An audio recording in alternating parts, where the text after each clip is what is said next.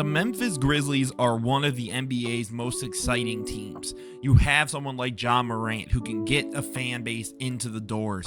Jaren Jackson Jr., a defensive player of the year caliber player. But the question has always been, is this team really good enough in a tough Western Conference to actually make a title run? And after trading Desmond Bane, I think the Memphis Grizzlies are looking towards their possibilities. So today we get into, will this Memphis team actually be able to make their run? And we do that by asking what questions?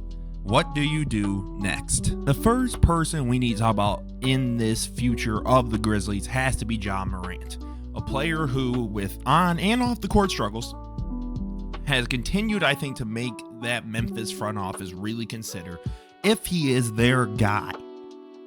Is he the franchise? Because quite frankly, Jaren Jackson Jr. was their best player last year. And if you want to be nasty and go off the fact he only played 9 games, Jaren Jackson Jr. has been their best player for the last 2 seasons. And I frankly believe a Jaren Jackson-led team is not winning you an NBA championship. It maybe could get you past the first round if you get a favorable first-round matchup. Maybe, but I think that it's quite clear when you even just look at the year-by-year stats here. Ja, I think, has to come with it this year. Otherwise, they're going to pay him way lower. Like, I'm sorry. Like, why would we pay you a super-duper max if you're not going to be, about it? Like, if we're not going to have our superstar caliber point guard next to our defensive player of the year power forward, we're not really making any noise. We're just but that's not what this team clearly, I think, wants to do. Their talent development is incredible. You traded for Cedric Coward. Go all in. And I think with someone like Ja, you need this next year to figure out if he's the guy to go all in with.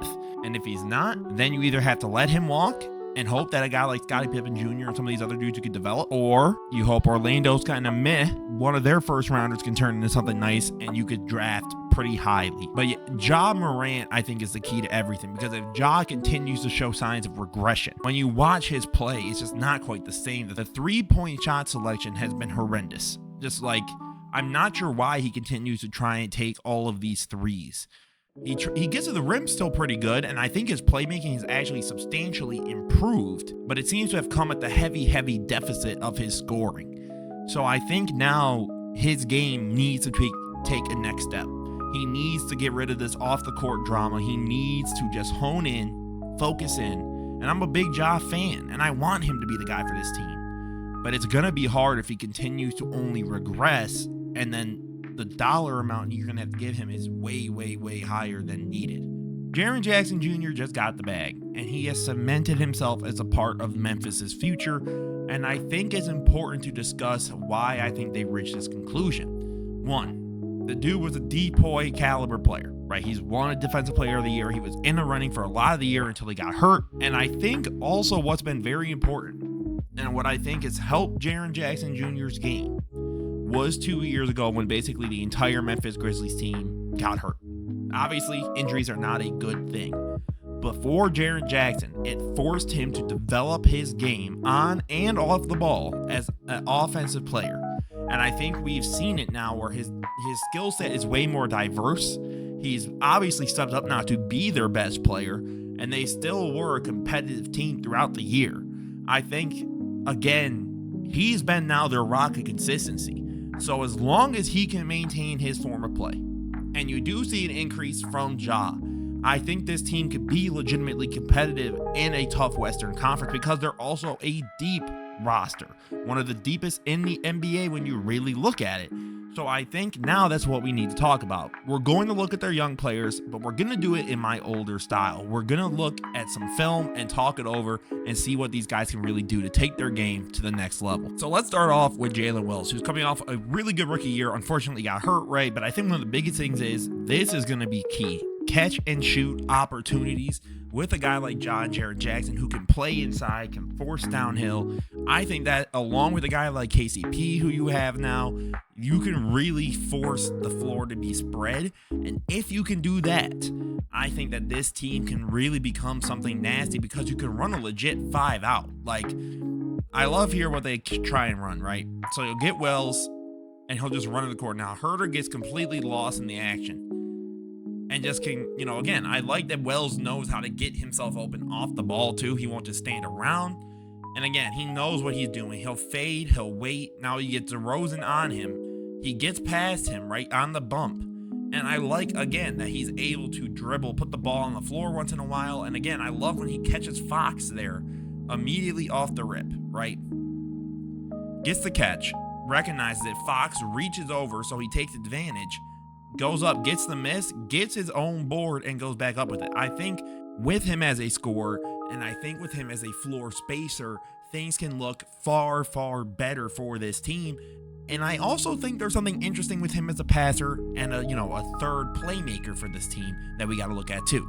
This is me not necessarily trying to say that he's an elite passer or playmaker, but again, I think as a third guy or even like a fourth guy, if Scottie Pippen Jr. is on the floor, I think with him as a ball handler passer, I think is actually pretty good. He knows how to always get rid of the ball. What I mean by that is he's not going to try and dribble the air out of it. He's not going to overextend himself. He knows there might be someone else always open. I love a look like this, by the way, because again, he gets it from Bane, right, up top. You could easily have, excused going to Kennard, but I love Edie off the roll. Throws it to him too, I think, in the perfect way. You might say, what does that mean, Esther? Well, the way he passes it to him, he throws it so he's going to his outside and is able to then land, keep in front of Ricochet, and get the N1, right? So that's a great way to set up your big man without, again, sort of setting him up to fail. So again, I think what Jalen Wells does as a passer, again, this is just a great pass. Like to GG in the corner off of the double, I think Jalen Wells is the big part of what this team can do in the future if he can remain healthy. Again, I think the injury he had was much more of a freak accident.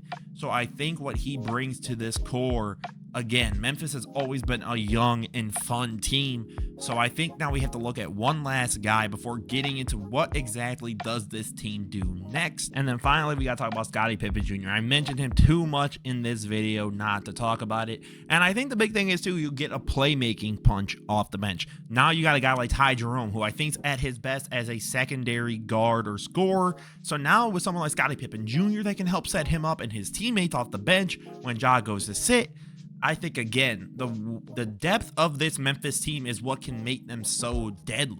Now, is Scottie Pippen Jr. always going to be a high assist number guy? No, he's coming off the bench. I think that it's very clear what he's able to do is going to be crucial for this team, because you need someone when Ja is sitting to kind of be able to step it up and go, we can take this over, right? I love how a lot of these are just like quick reads. Like this one, by the way, though, is just a great pass. So it goes over to Aldama, goes over to Pippen, who gets into the paint. Drummond comes over to completely help and can just dump it off to Jaren Jackson for the nice little lay. Scottie Pippen Jr. can bring this bench unit that now will probably have Cedric Coward. You have Ty Jerome. You've got, all of these players. I think what he provides for them as their secondary sort of leader on the floor, I think is going to be crucial for this Memphis team, because then we get to the answer. What does this team do next? And I think this answer has become clear. Next year is the prove it year for the Memphis Grizzlies. And what I mean by that is not, if they don't win the championship, just blow it all up. However, if you're a first round exit again, if Ja shows more signs of regression, I think it is evidently clear either you're going to have a real sit down talk with Ja, like, hey, we are not giving the super duper max. Like, this is just not going to work. Because what you have produced for us on the court as of late is not what you've produced 3-4 years ago. We are not making the second round even routinely. We've been a routine first round out. Your health has been a concern that this team can compete. And you just paid Jaren the bag. Now, what do I think most likely is going to happen? They're going to pay Ja, right? Because again, it's like I said, the asset, you would rather have it than lose it for nothing. I think this Memphis team can be a legitimate dark horse, because I do believe the winner is coming out of the West next year. But man, oh man, could it be Memphis? Maybe. So let me know what you guys think. I think the key for Memphis next year is you roll the ball out now and you see what you have. Is Ja Morant the guy for your franchise, or do you try and trade him to a team that could desperately need a point guard? And maybe, just maybe, you can retool, run it with Jaren for a little bit. You have those other draft picks from Orlando, and maybe see where things go. As always, guys, this was Mr. No Soups. Don't forget to leave a like, comment, subscribe. Let me know if you guys enjoyed this form of the video or the first one more. I'm just really curious. As always, guys, this was Mr. No Soups. Thanks so much for stopping by. Don't forget to leave a like, comment, subscribe. Have a beautiful rest of your day. Peace out.